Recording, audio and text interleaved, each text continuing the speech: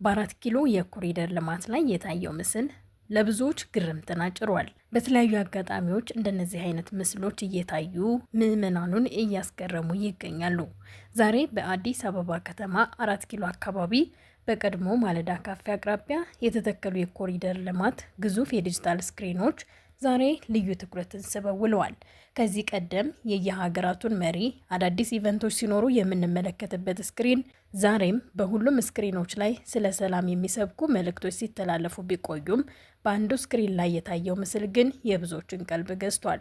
በአካባቢው የነበሩ ዓይን እማኞች እንደገለጹት ቀኑን ሙሉ በአንደኛው የኮሪደር ስክሪን ላይ የኪዳነ ምሕረት ምስል ታይቶ እንደነበር ተገልጿል። ሌሎች ስክሪኖች መደበኛ የመንግስት መልእክቶችን ሲያስተላልፉ፣ ይህ ስክሪን ግን ልዩ ምስል ይዞ መታየቱ በአካባቢው በነበሩ እግረኞችና አሽከርካሪዎች ዘንድ ትልቅ መነጋገሪያም ሆኗል። ጉርሻ ፔጅ የተሰኘው ጉዳዩን በአካል ለማረጋገጥ ወደ ስፍራው ባመራበት ወቅት የታዘበው ምንም ነገር እንደሌለና ሌሎቹ ስክሪኖች ስለ ሰላም የሚሰብኩ መልእክቶች ያለባቸው ቢሆኑም በተለመደው ሁኔታ እየሰሩ ሲሆን የኪዳነ ምሕረት ምስል ታይቶበት የነበረው ስክሪን ግን እዛ በደረሰበት ወቅት ብቻውን ጠፍቶ ማግኘቱን አረጋግጫለሁ ብሏል።